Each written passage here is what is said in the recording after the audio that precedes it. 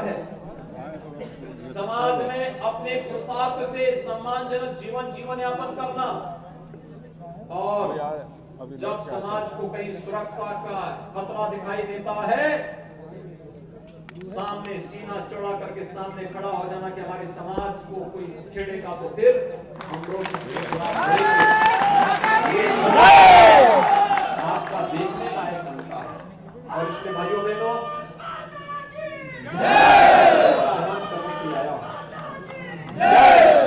हम लोग ये कहने के लिए आए हैं, सरकार पूरी तन्मयता के साथ आपके साथ खड़ी है। आपको समाज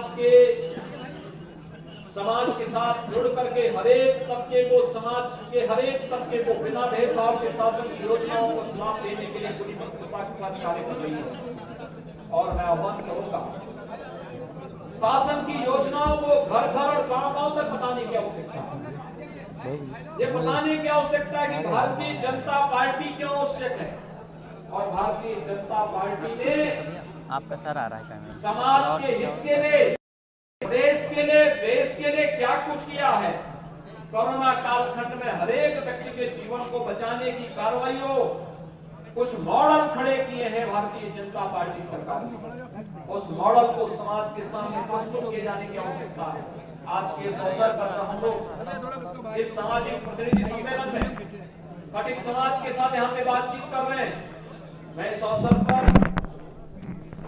इस समाज से जुड़े हुए संत बाबा दुर्बलनाथ जी को विनम्र श्रद्धांजलि अर्पित करता हूं, कोटि कोटि नमन करता हूं।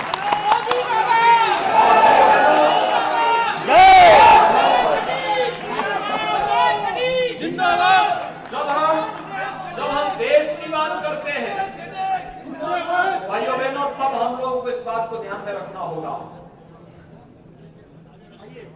कि आजादी के समय इस देश के अंदर अनुसूचित समाज में दो लोग थे जो उस समय के दलित समाज की आवाज बने थे।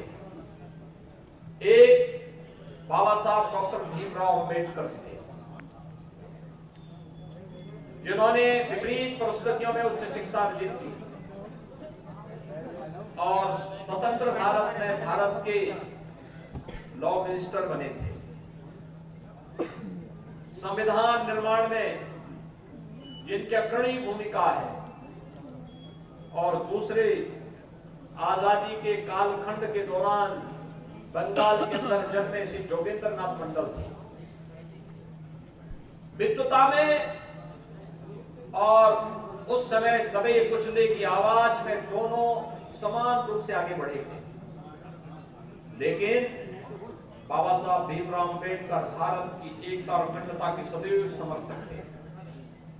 बाबा साहब भीमराव अंबेडकर ने सदैव भारत की एकता, अखंडता, भारत की सुरक्षा, भारत के अंदर भले ही सामाजिक बुराइयों का विरोध किया हो, लेकिन उन्होंने सदैव कहा था कि भारत के अंदर रह करके ही दबे कुचले, वंचित और दलित समाज के हितों को आगे बढ़ाया जा सकता है। पाकिस्तान का उन्होंने कभी समर्थन नहीं किया, कभी नहीं समर्थन किया। लेकिन जोगेंद्र नाथ मंडल से गलती हो गई, उन्होंने पाकिस्तान का समर्थन किया। जोगेंद्र नाथ मंडल की क्या स्थिति हुई? वे पाकिस्तान के लॉ मिनिस्टर बने। उनके सामने ही जब पाकिस्तान के अंदर हिंदुओं पर और दलितों पर सरेआम अत्याचार होने लग गया, उन्हें पाकिस्तान से भाग करके आने पड़ा।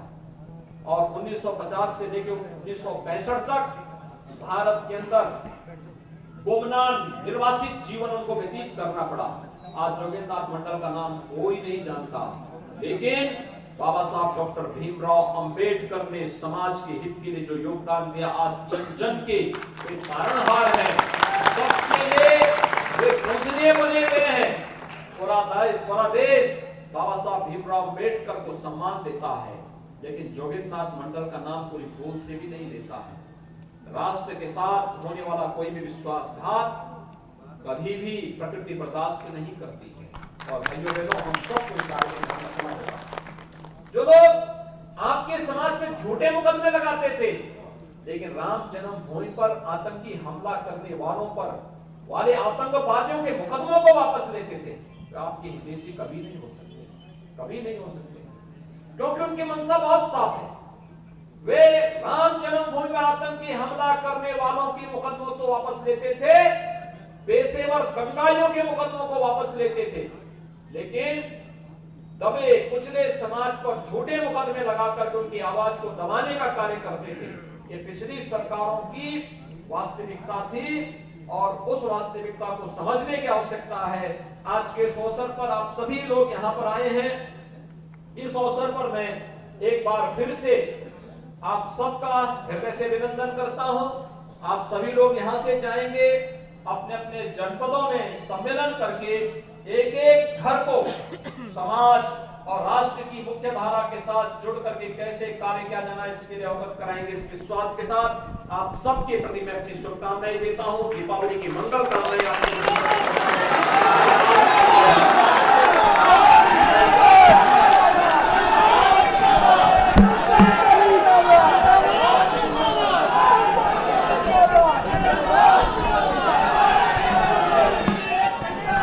भैया जल्दी हटो।